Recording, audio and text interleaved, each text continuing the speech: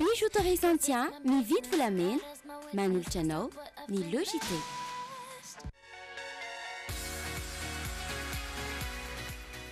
Préparez un avenir sûr avec la SMIA et le JT. Tendance Meuble, la qualité à petit prix vous propose des meubles sur commande. Tendance Meuble, la qualité à petit prix. Valérie Vambandi, Villa Prado Antanimena.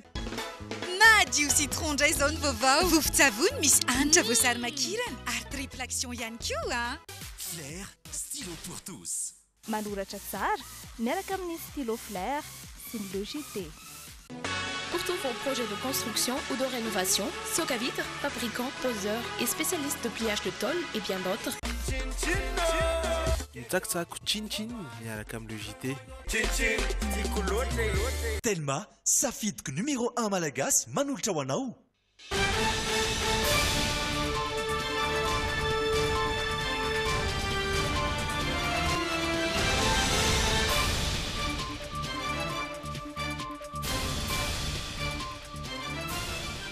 Faly miarabantsika indray tompoko lasy tompoko vavy faly ihany koa manasanao anaraka ny Logité hatramin'ny farany ireto ny lohatenim-baovao miandratsika ho any androany. Mahery ny 70 ny olona tratra ny pesta no efa sitrana amin'izao raha ny vaovao azo avy amin'ny ministera ny fahasalamam-bahoaka. Fa ho fanohizana ny ezaka efa natao vola mitetina 900 tapitrisa ariary no natolotry ny fanjakana sy no ho an'ny ministera ny fahasalamam-bahoaka malagasy entina amingorana hatramin'ny farany valana retina pesta. Nisy savorivory indray tao amin'ny Université Mahajanga androany maraina, mpianatra samy mpianatra no ny fampitoraka tamin'izany, vokany mpianatra 5 no naratra, nisy koa ny fampiteny fototra maro. Nalefa ho tsaboana any amin'ny nosy la réunion ny professeur Zafy Albert filoha teo aloha sady filoha amboninahitra ny antoko UNDD tamin'ny Jimora sasany ariva teo no niainga teo ivatsy ny fiaramanidina manokana nitondra azy. Olona mahery ny 7 no maty ary 40 kosa no naratra ary tsy hita popoka tany Vietnam no nitondran-drano misy any an-toerana amin'izao fotoana izao. Anterina trany ny araba tompoko lasy tompoko vavy amin'izao takariva izao manasanao ny ekipan'ny Logité rehetra naraka hatramin'ny farany izany fampalalam-baovao izany. Ndao ary horantsika avy hatrany ireo avao nisongadina ho an'ity androany alakamisy faha 12 ny volana oktobra ity.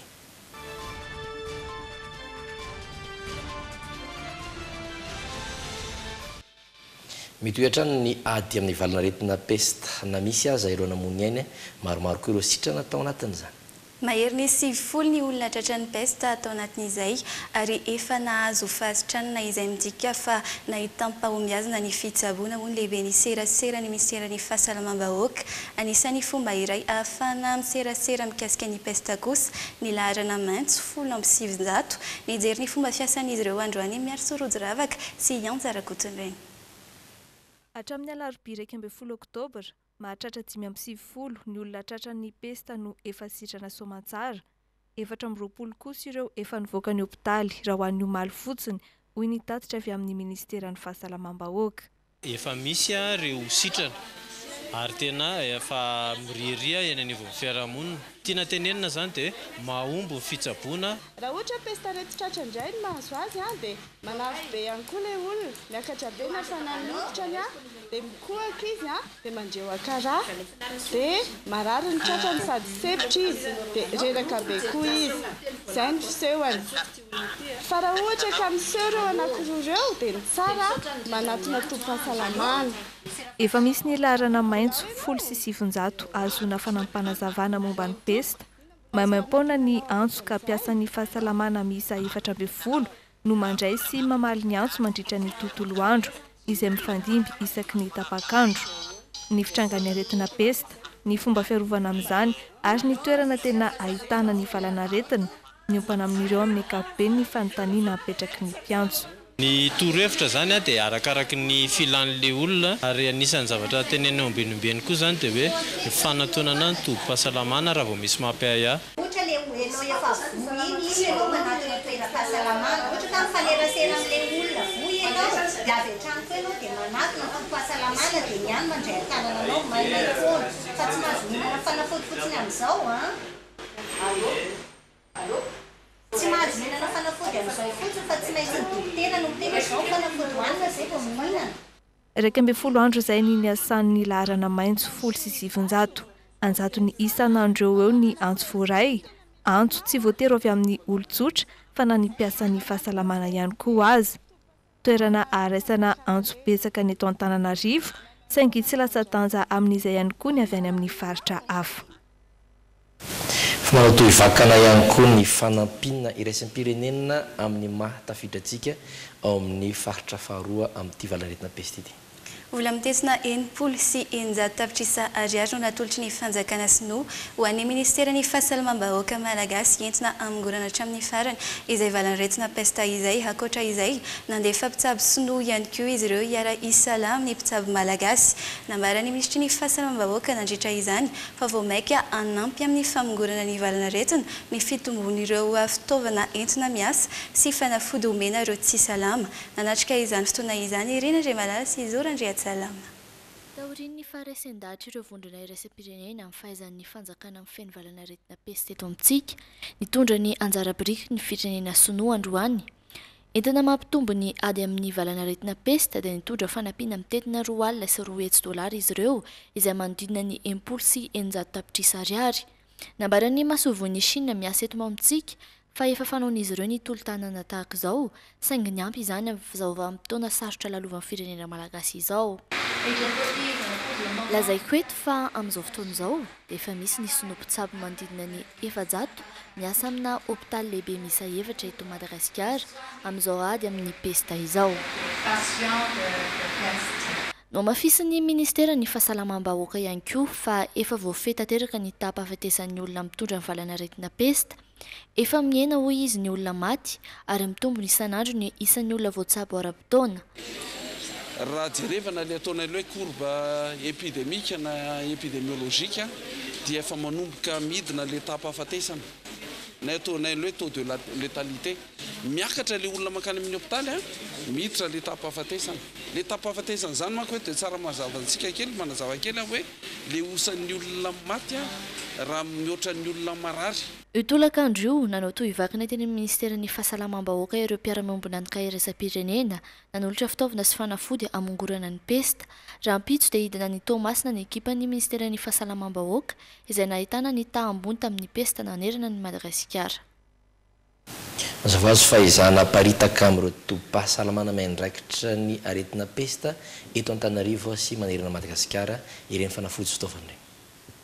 Mitohatra ny arany fanaovana toy vakana izay fanomezana fitsaboana sy fitaovana izay tonga nanolotra fanafody hitsaboana ireo marary sy fitaovana maro isan-karazany tetsy amin'ny hôpitaly fitsaboana ny aretina pesta androany tetsy amin'ny Amohimiandra ny iraka manokana avy amin'ny filoham-pirenena mivady.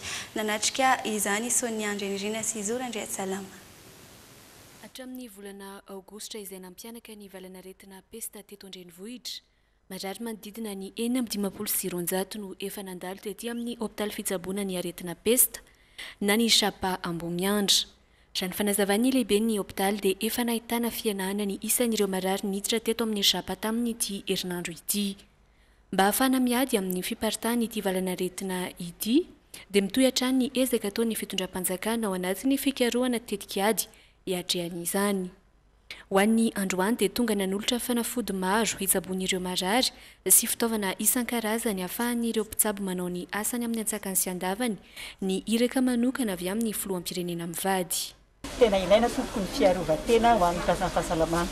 Dia vonona izay hanao ny rehetra farahirina rehetrarehetra amin'ny fitsaboana ny marary fa izay no responsabilité sy obligation anay eto zany tena manao izay hainy tsy ho zavatra satria rehetra izay raha atao eto dia tsy misy andavam-bola na ny kely rehefa gratuit daholo ny prestation rehetrarehetra.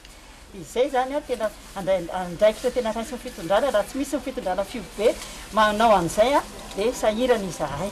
Ho tsinjaraina ho an'ny hôpitaly Chapa Amohimiandra sy ny hôpitaly Befilatanana moa ireto fanafody sy fitaovana ireto satria ireo no toeram-pitsaboana mandray sy mitsabo olona maro voan'ny pesta. Mariana fa fiara-miasa ny vadin'ny filoham-pirenena sy ny mpamady vola mpiara-miombona antoka amintsika no nahazoana ireto fitaovana ireto. izany mahakasika ny vaovao manodidina valanaretina pesta fa ivadika pejy hafa itsika ao anatin'ny fanatanterana ny asan'ny vondrom-boaka itsara-pahefana dia tokony apetraka foana ny mangarara sy ny tanytandalana.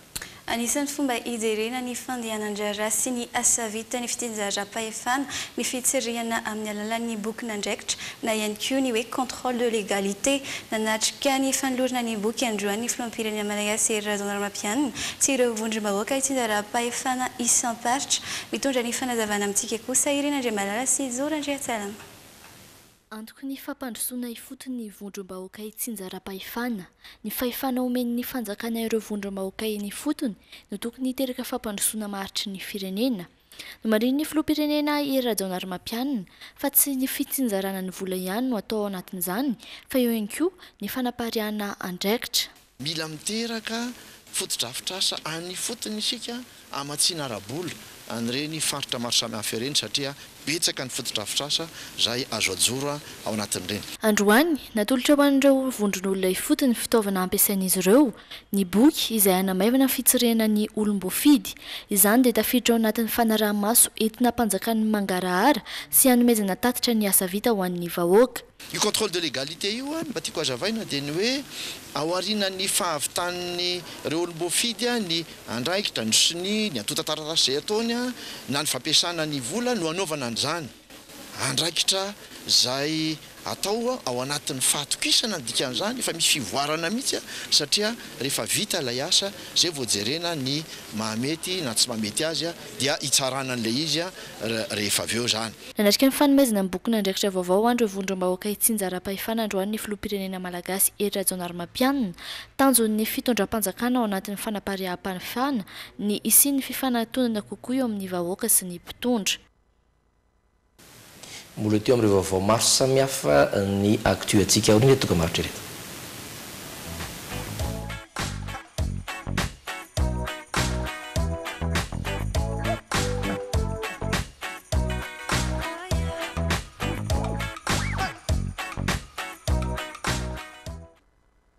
Latsaka ve fa ny amin'ny valora alina mbola saina tomboky lasy tomboky vavy anjoy hatramin'ny farany ny légité actu zao no arahantsika.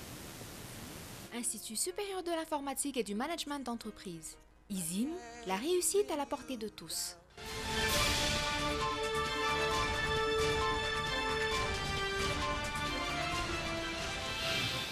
Ho an'ny Mahajanga isika raikitra ndray ny sakoroka atao amin'ny université Mahajanga ny maraina teo mpianatra samy mpianatra no fampitora-bato. Torabato sy ny fankahitana araka izany tao amin'ny campus ny maraina teo mpianatra 5 no naratra nisy koa ny fampitehany fotodrafitrasa maro ary betsaka ireo entana very tao renio nanao fivoriana maika ny tao amin'ny université niaraka tamin'ny filan-kefim-pitantanana ampiato ny fampianarana rehetra amin'ny fotoana tsy mbola voafaritra. Niverina nanamafy ny fitokonana indray nanomboka ny maraina teo ireo andiana mpianatra iranivo ny université ny Mahajanga ny lobavy izy ireo fa mivaky roa ny mpianatra izay miteraka fisaratsarana eo anivo ny université ny Mahajanga ny maraina teo nandretrafo teo amin'ny manoloana ny varavara ny campus ireto mpianatra ireto nilaza fa miamafy ny toetra raha matoa mirehatra ny afo ary raha toa ka tsy andraindraikitra ireo tompon'andraikitra eo anivo ny université ny Mahajanga dia tsy hitsahatra izao fitokonana izao.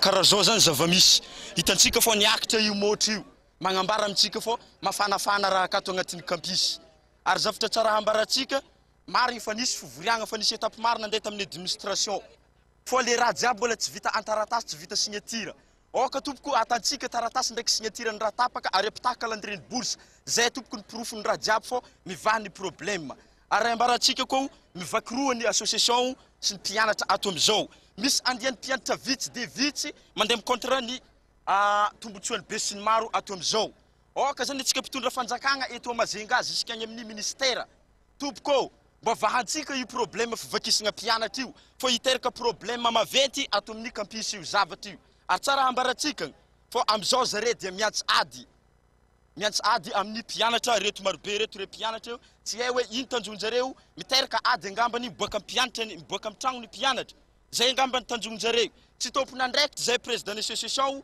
mitomboka zao fotoagna zao raha ohatra mbola tonga ny fiantsoagna ady atan'ireo manafo reo de ho tonga reo mpianatra zay namanay zay membre indesinay président association de malfaty tsy tompon'andraikitra intsony zahay tapitra zay ny fandeferagna raha ohatra mbola miantsady amin'ny magnaraka tsy ho tagnanay reo membranay reo fô so de zay président association ndray no voatorabato tagny tompoko tsy nisy zavatra tapaka ary tsy nisy vaholagna voaray momba io problème mpianatra io rava-maina ny fivoriagna tagny mavandy ary mandainga ny olona masamy teny hoe voavahan'ny olana ary nisy zavatra tapaka tagny diso tanteraka zay milaza fa tsy misy vaolana voaray ireo mpianatra hatramin'izao ora sy fotoana hitenenana izao efa miezaka mifanantona amin'izy ireo nefa ireo mpampianatra mitady sy mikaroka izany vaolana izany saingy ireto farany mihitsy no minimiemotra tsy andateraka ity fiaonana eo amin'ny mpampianatra sy ny mpampianatra ity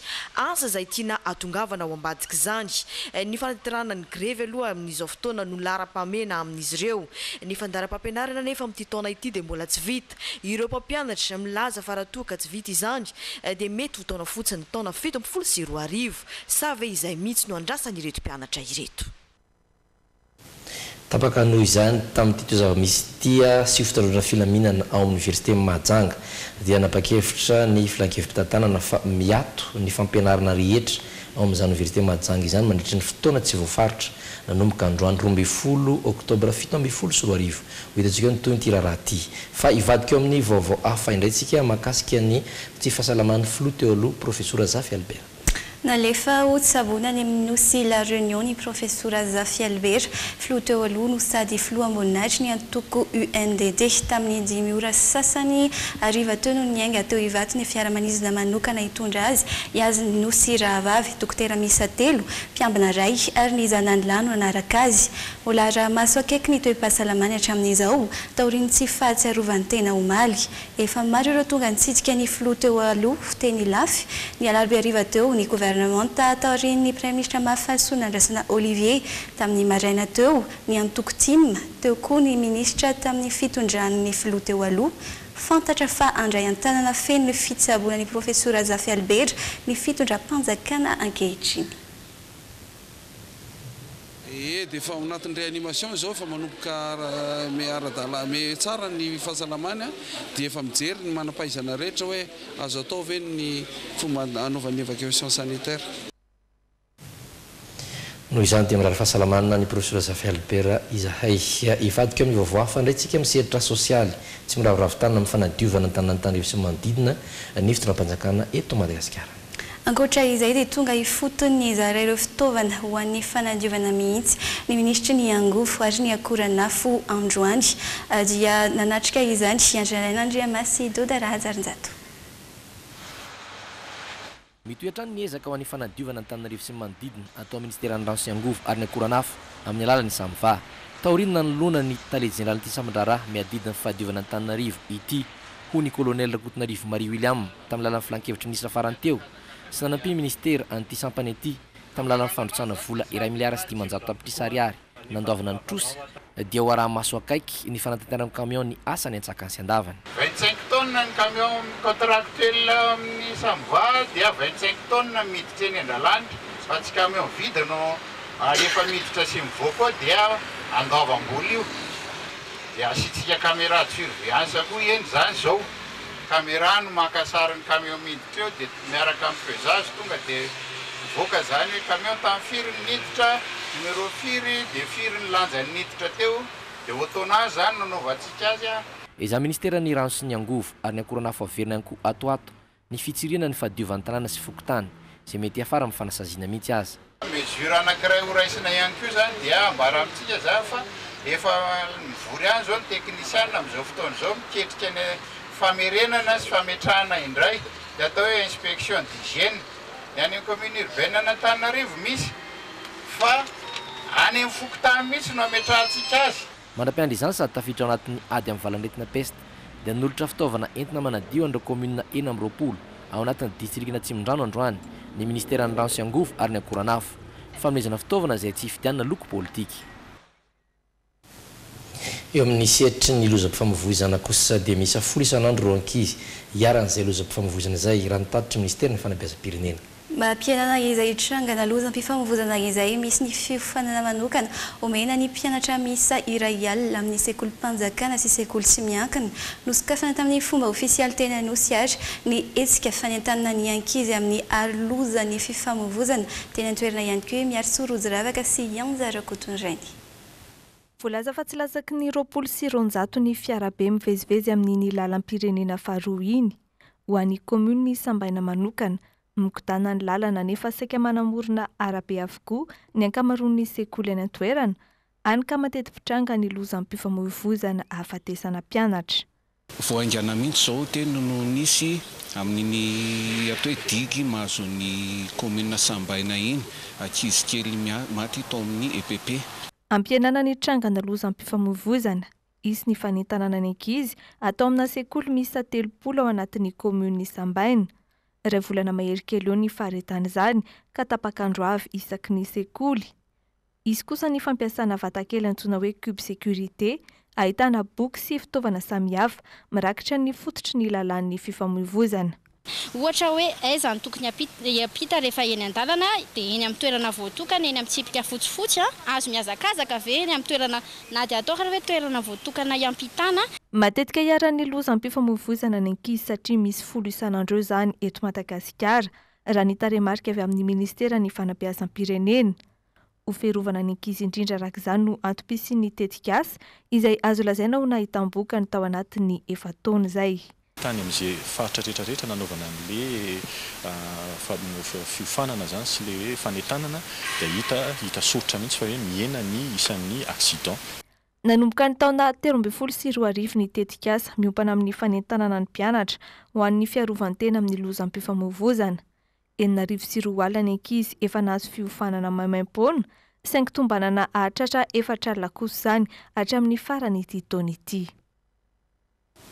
Misetry ny fitateran-trano dia mbola miteraka resabe eto amintsika indrindra eto an-drenivohitra.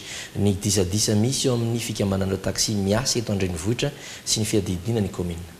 Manoloana izay indrindra dia ny fanao fotoana tetsy amin'ny kianja mitafy Ankorondrano ireo mpamily fiarakaretsaka sy ny fikambanana FTAR naneho firaisan-kina izy ireo amin'ny tsy fankasitrahana hatrany ny fiovana misy napetraky ny komuna Antananarivo renivohitra no mafisiny izy ireo ny fandavana tanteraka ny fanovana ny contre visite eny amin'ny Omavet Ampasapito sy ny fametrahana ireo lanterne vaovao. Raha tsy aivina ny zavaniseho ny volana Aogositra teo no nanambarany teo anivon'ny komuna fa miova ho eny Ampasapito ho an'ny Omavet indray ny fanaovana izay contre visite izay teo ihany koa ny famoahana lanterne vaovao misy dokam-barotra ny volana Martsa teo izay tsy nekeny ireo mpamily fiarakaretsaka ka ireto ny fampiasana izany ka nahatonga azy ireo hanao fitokonana sy filaharana niaraka tamina taxi ny haingy avy tetsy amin'ny Ankorondrano ka hatreny amin'ny pavean'ny lalan'ny Antananarivo. Misetry ny fitaterana anabakabaka kosa ho an'ny Nosy be isika. Mizotra tsara asaky ny siandavany amin'izao fotoana izao ny asa fanitarana sy fanamboarana ny serana mpiara-manidina Nosy be Fasenina tanjon'ny ekipa ny CMBA izay miandraikitra ny asa ny amita izany anatin'ny fe-potoana voafaritra sy ny fanarahana ny tsirika sy ny fizotry ny asa teny an-toerana ary Andriamasy Dodara Janjato.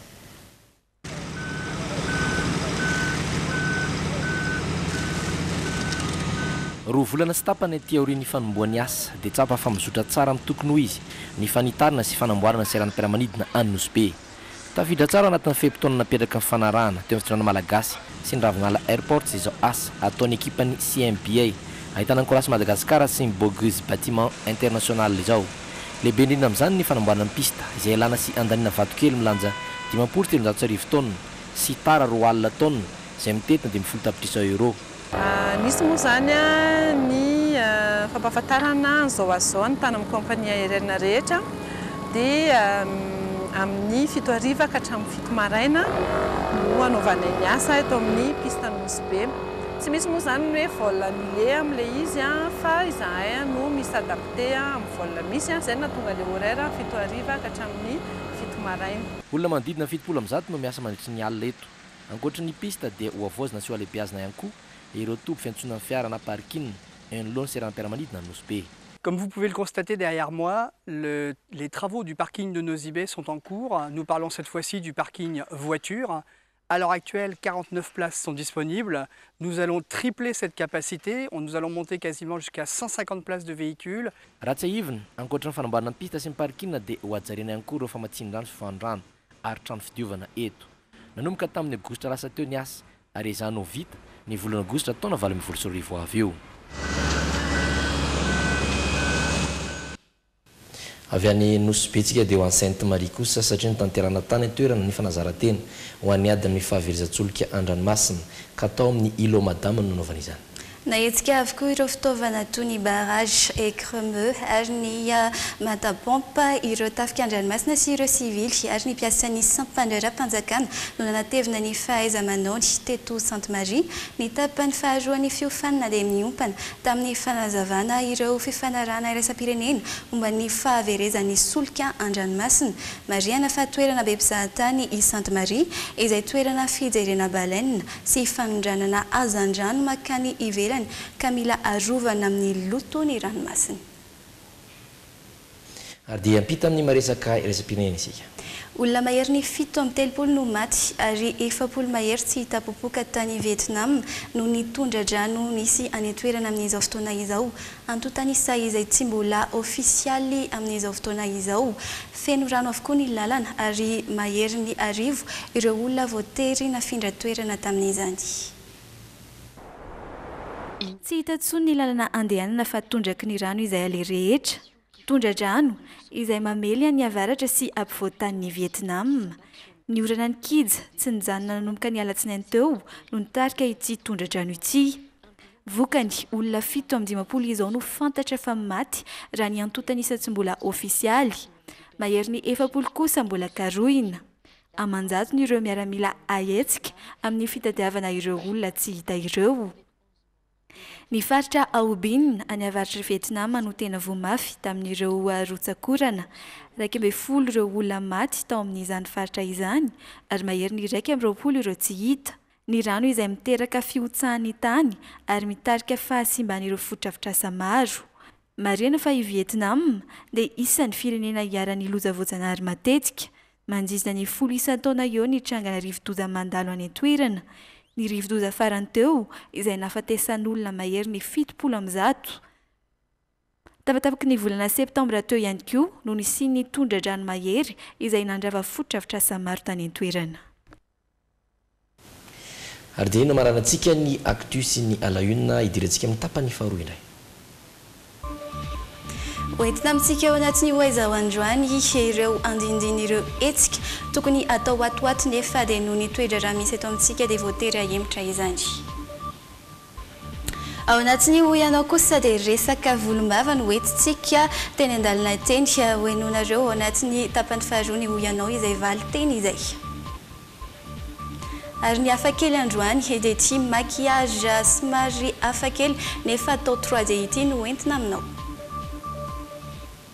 Avarinany ireto dokam-barotra ireto sy dokam-barotra fanadiadiana ity no anaranao an'ireo misy ny vahiny miaraka amin'ny Andriamasy ho avy eo ny tena kosa mametraka ny veloma amin'ny andram-piona indray. Ankoatra ny akanjo mariage sy akanjo lehilahy ankizy, mivarotra fitaovana ilaina amin'ny moto ihany koa ato amin'ny immeuble santatra Ambohitrarahaba araka izao hitantsika izao.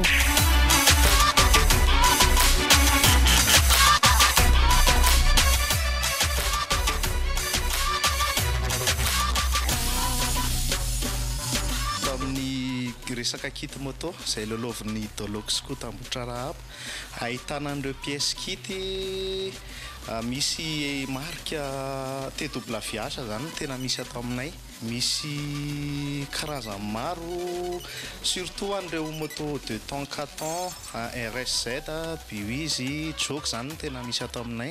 Nahatonga fitaovana vaovao be ihany koa izy ireo mba hanomezana fahafampohatrany ny mpanjifa. Surtout les S2R zao voavoaka farany dia misy gros disque, fourche, misy zavatra isan-karazany zany. Dia ny casque misy azo hisafidianana ny prix ato aminay koa mora fa tsy lafo zany dia. Ety amin'ny immeuble santatra Ambohitrarahaba ihany no ahitanao ireo fitaovana rehetra ireo. vonina anome fahafaham-poanao manomboka amin'ny 7 ora maraina ka hatramin'ny 1 ora sasany arivo ny alatsinainy ka hatramin'ny sabotsy ny immeuble santatra ety Ambohitrarahaba.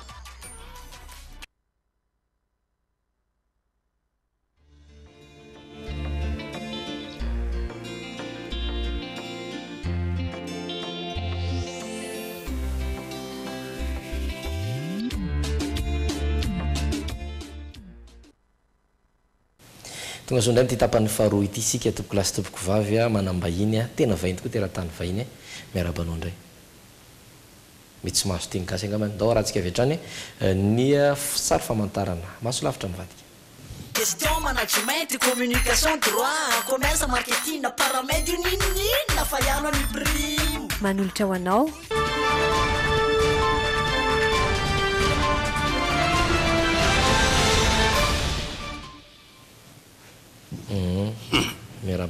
Bonsoir. Bonsoir, mesdames et messieurs, le regardeur de télévision de Madagascar. Bonsoir. Et très heureux de passer avec vous Tenafali Anarku Lord John Lawrence. Brexit. Brexit? C'est en Europe. Et c'est en Angleterre. Angleterre, l'Écosse, l'Irlande. Voilà. Et je suis le frère jumeau de Salvador Dali, artiste d'origine italienne. Et je suis très heureux de passer ici parce que vous avez besoin de flegme britannique. Vous savez, le flegme britannique, c'est le bob qui ne bouge pas. Si est mordu par moustique, mordu par parasite de l'Afrique, mordu par souris synthétique, c'est le stoïcisme. Quand on regarde l'actualité de Madagascar, ça fait peur. Mais il faut rester stoïque. Ça fait triste. Mais il faut rester masochiste. Ça fait quand même bizarre. Mais il faut aimer Madagascar. Je suis venu faire les touristes et je vous explique, le flegme britannique, c'est même si quelque chose vous fait mal, il faut rester comme ça. Il faut rester comme ça. On a fait la guerre. Vous, Madagascar, vous avez fait la guerre. Vous avez aussi fait la guerre. Jusqu'à maintenant, vous faites la guerre contre la maladie. Et pendant la guerre, vous savez que l'honneur est très important. Quand on a fait la guerre, on n'était pas le premier à aller faire la guerre, mais on arrive quand la guerre va être solutionnée pour être la force de tranquillité après. Zay mandamy na tonga rehefa ilamina tsara tonga dia zay ny atongavako anampy saomba misy zavatra zay fanabina araka ny hevitra. Rehefa miteny ohatran'izany zany zakany amin'ny missionnaire LMS, ny missionnaire NMS dia ohatran'izany fiteny. Fa ny amin'izao dia resaka fiarahamonina ny atongavako eto. Rehefa mandeha ny fiarahamonina hitanao fa misy ny fomba fanaovana zavatra. Tsy misy resaka hoe quand on fait un duel, il faut dire tirer le premier. Et moi, je vais essayer d'éviter votre balle. C'est ça le code d'honneur de la guerre. Mais chez vous, je vois que ce n'est pas encore comme ça. Alors, si vous vous battez contre la peste, si vous vous battez contre le choléra, il faut émettre la méthode. La méthode, c'est déjà très bien avec les moyens que vous avez. C'est donc très bien ce qui se passe actuellement. Ça commence à être bien. Moi, je ne m'enfuis pas. Je reste comme ça. Et il faut solutionner. À la fin, je vais vous donner des proverbes issus du Brexit qui vont vous aider. Tu comprends mes français? Tu comprends mon français? Madagascar comprend le français de moi, oui, c'est clair. Moi aussi, je fais de l'artistique et j'observe aussi les animaux. Ici, je vais aller voir les animaux. Mais ici, les animaux les plus intéressants, c'est les êtres humains. Ici, parce que vous savez que c'est comme ça que ça se passe. Il y a la police. Police, c'est pas faire peur. police, c'est apprendre, et puis après regarder, et puis réapprendre. Les gendarmes, c'est garder. Et les gendarmes peuvent faire le travail du police. Et puis, les pasteurs. Oui, le pasteur, c'est pas pour l'argent, le pasteur, c'est pas pour sa vie, le pasteur, c'est pour faire rendre l'âme du homme très bien montée au ciel comme ça, et le cœur très bien avec la société, avec lui. Voilà. Je ne vais pas parler très longtemps parce que vous avez compris que je ne suis pas un magicien de l'être humain, non, mais je vous montre quelque chose. J'ai envie de faire un spectacle, mais comme ce n'est pas encore possible, je vais revenir quand vous aurez vaincu la peur.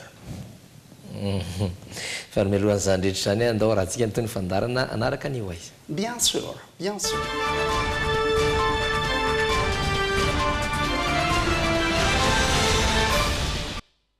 Noho ny fisiany valanaretina peste eto amintsika sy noho ny fandrarana navoaka ny vitinam-panjakana dia maro hetsika ara-kultoraly izay tokony natao tamin'ity volana oktobra ity noho ny foanana na voaterina emitra isan'izany reto hetsika hoentin'ny feno aja arianina sika sambola manana amintsika atao anatiny ho aizy reto.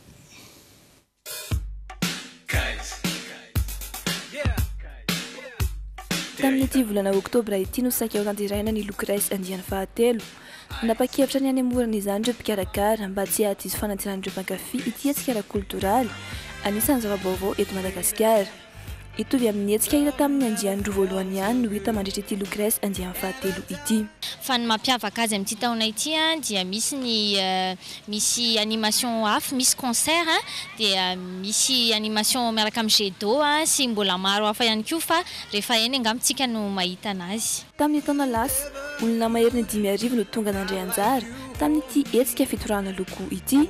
Manantena ireo mpikarakara fa iotran'izay indray ireo ho tonga ilalao amin'ny andiany manaraka ny volana novambra ho avy izao.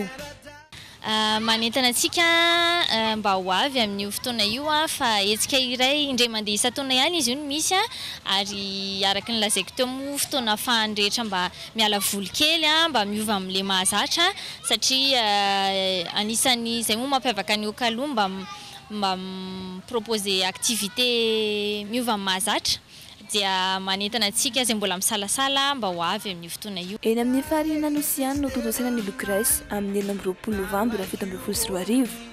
Tsy ho diso anjara ny rehetra fa samy hiaraka hiala voly sy hifaly ao anatin'ny loko maro samihafa.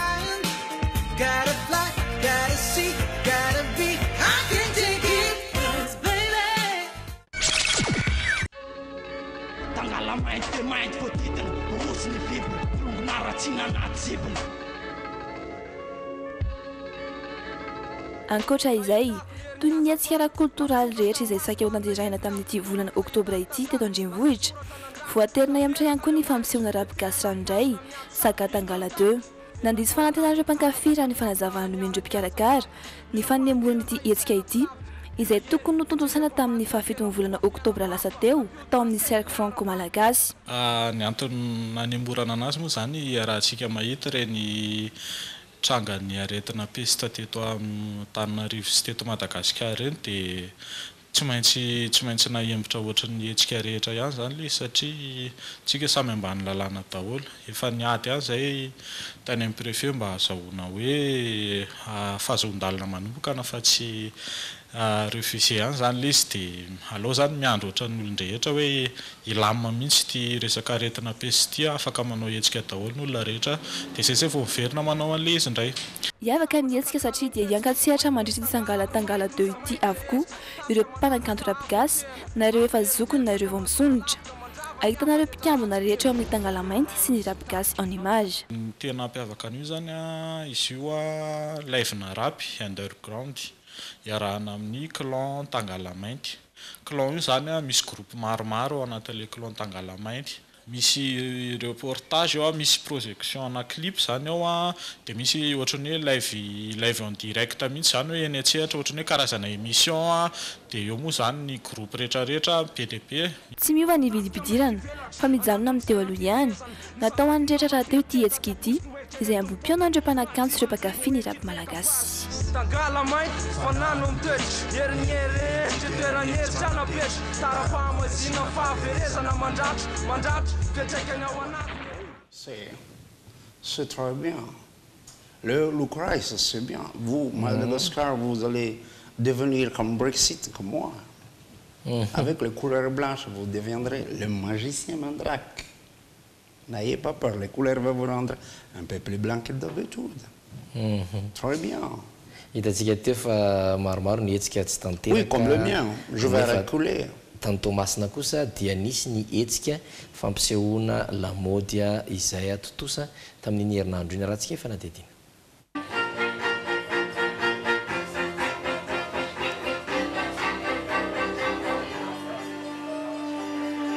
Sambany zao nanolotra seho anehoana ny asa tanana vitany tamin'ny alalan'ny fanaingona pilatro isi Rakoto izay nisafidy ny lohahevitra ala ho an'ity seho ity ka somary nisongadina kokoa ny loko matro ary tao amin'ny Lavila Tomasina no nanatotosana izany. Ny karazana akanjo fanao amin'ny lohataona sy ny ririnina ny tena nasongadina nandritra ny fampisehoana. Androany zany défilé de mode voalohany si Rakoto présenté ny collection ala izay miresaka momba ny ala rehetrarehetra ao anatin'ny akanjo izay navokako dia ao anatin'izay nisy ny collection d'été dia nisy ny collection d'hiver. Ny organisation aloha zany tena nandany fotoana be mihitsy izay aloha zany naka fotoana mihitsy nanao an'ilay fikarakarana rehetrarehetra dia niavatra koa ny tena tinapitaina ao anatin'ilay izy niavatra ho an'olona rehetrarehetra momba ny fiarovana ny ala izay ny zavatra tena important indrindra ao anatin'ny défilé satria ao anatin'ny ala ny ankamaroany zavatra hita ao anatin'ny ala rehetra le couleur ankapobeny marron, mavo,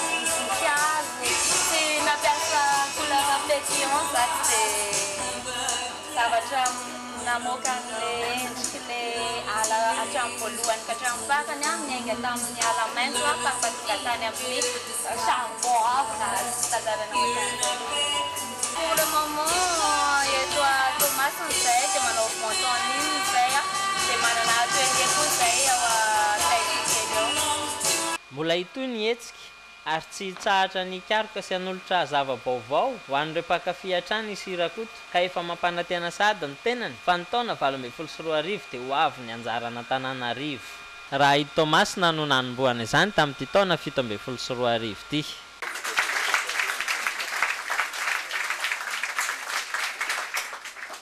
C'est très bien. Comme moi, le style, c'est la classe. C'est la classe, c'est la qualité. Moi, j'aime bien ce Rakoto.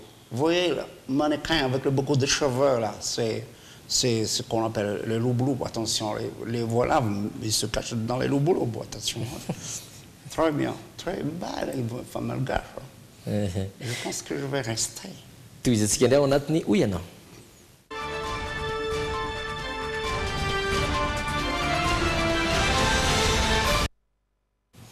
Iresaka mikasika ny volombavy sika ao anatin'ny oyanao androany ny antony safidianandreo lehilahy sy endra ny mpanao gazety nahiteny an-dalana ny etim-bolombavany no arahantsika ato anatin'ny oyanao ndao arano navalin'izy ireo. Misy anarana manokana ve zao volombavy zao? Sisy aloha fa dia efa zao no anaovako anazy, tiavako anazy. Tsy naraka modèle fa tena ohatrany hoe zao koa no mba mahafinaritra anaovako azy zany fa tsisy anarana mihitsy. Ka safidy an'io zany safidy manokana fa tsy voatery hoe alavaina na anina fa misy fitiavana an'ilay volombava zany fa rehefa misy fotoana izy hoe mafana dia tsy maintsy alana ihany fa somary mba hoe anina kely zany androany dia izay mahatonga an'io mbola eo. Taloha izy manaotry zao fa zao izy zao mbola io hita mbola hoe misy kely ihany. Karazana kolotsaina zany io mba mahafinaritra fotsiny mba lehilahy tokony izy volombava tsy ny vehivavy. Ny eto ambany zany mba metimety kokoa noho ny eo ambony. Le eo ambony mamora antitra moa ny eo ambany mba karazany tsy haiko. Antony maro dia maro fa itsy hoe avela koa akory nalazy ihany azy eo satria tsy dia tiako ilay izy aloha sarotra hoe efa taonako e fa ny vady aman-janaka dia hoately andeha angamba andeha nalazy azy ao. Sa misy modèle na raha misy ma dia sitrapoko nanaovako. Nenay le finoananay silamo dia tsy maintsy mitondra an'ilay izy mihitsy tsy obligatoire zany fa hoe manaraka an'ilay mpaminany tena marina dia mahazo fahasoavana zany rehefa manao an'ilay izy. Tsy isanarana ka hoe sonina fotsiny zany izy amin'ny silamo hoe sonina zany porte barbe. Oh, pour le mien, là, ça s'appelle moustache, ça s'appelle le ptwing. Le ptwing. Oui, parce que si on tire vers le bas, ça revient en haut et ça va ptwing. Et c'est comme ça qu'on appelle moustache ptwing. C'est un style, just un style. Zay nanarana volomba hoentin'ny Lord John Lawrence ho antsika ho an'ny androany. Izay koa ny vadintsika indray ao anatin'ny hafakely insolite.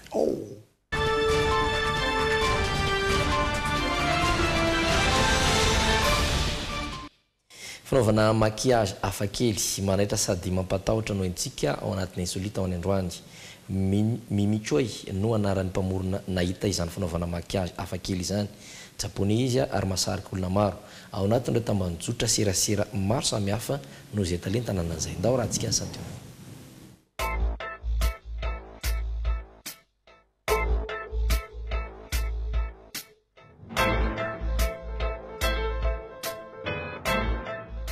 Tsy namboarina tamin'ny Photoshop akory fa vita tanana ary akora voatokana ho an'ny tarehy avokoa no mamoaka toy izao.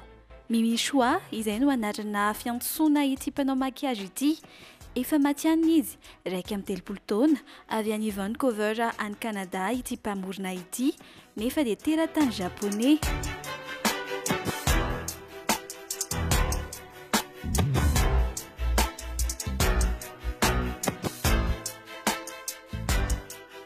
Asehony amin'ny alalan'ny maquillage ataony avokoa ireo tiany avohitra sy miavaka. Miavaka tokoa ary mivoaka foana ny asa tanana ataony Mimi Choi. Mampifalifaly ny mpiarabelona no tanjony anatin'ity fanaovana maquillage hafakely ity mba ho variana ny rehetra ao anatin'izany.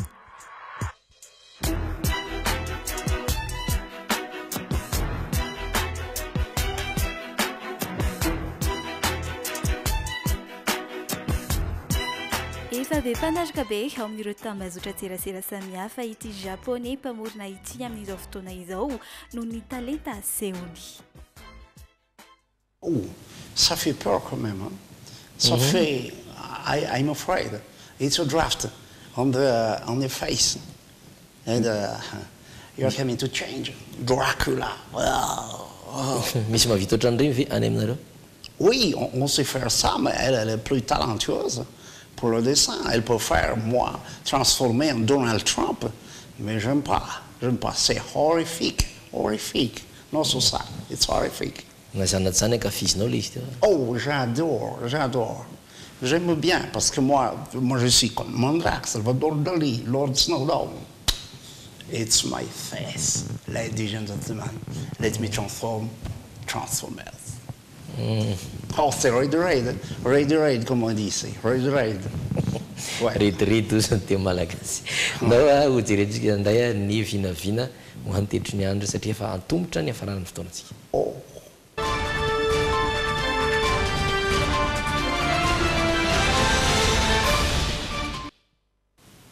Efa anatin'ny tena hafanana isika amin'izao fotoana, efa ao anatin'ny fiposahan'ny masoandro ihany koa izay efa miroso aloha na zanan'izany dia hitantsika amin'izao vinavina navoaka ny sampamantina toetrandro izay vakinay eto amin'ny JT izao fa dia isy orana manify ary mety atevina izany tolakandro ho an'Antananarivo sy Mahajanga, Fianarantsoa ary Toliary.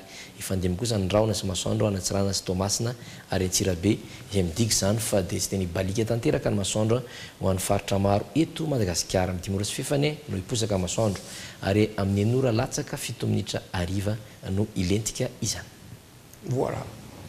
Moi, je vais finir avec quelques proverbes, je suis à l'aide pour le monde, il y a des proverbes, comme M. Robert Mugabe dit quelque chose, c'est autre chose. Ici, comme vous le voyez, université, il y a le grève là. Le savoir, c'est l'eau qui remplit le verre. C'est très bien d'avoir de l'eau, mais le verre doit être pas cassé.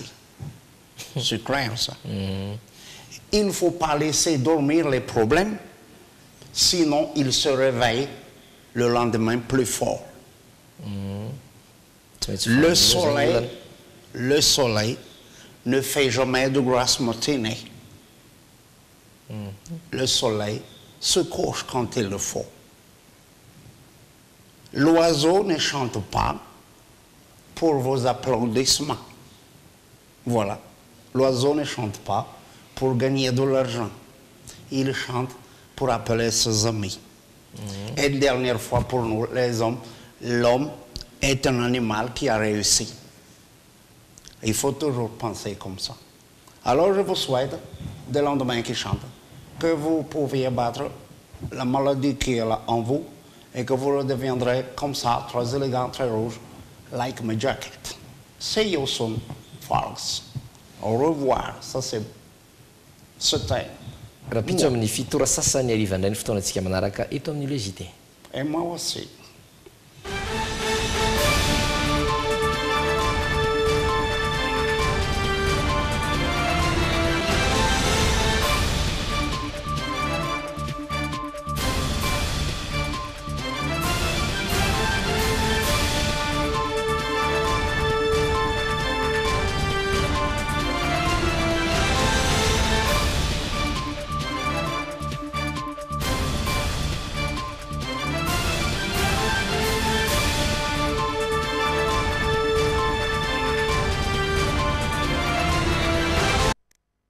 Telma, safidy numéro 1 malagasy, nanotra ho anao teo. Tendance Meuble, la qualité à petit prix, vous propose des meubles sur commande. Tendance Meuble, la qualité à petit prix, Valérie Vambandi, Villa Prado Antanen.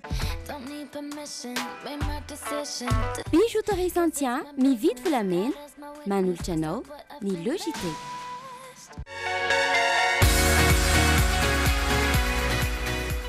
Esmia vous a présenté le JT.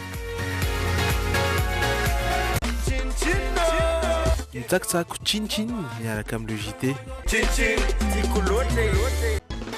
Madio citron ndray zao ny vaovao. Vovon-tsavony misy hanitra voasary makirana ary triple action ihany koa.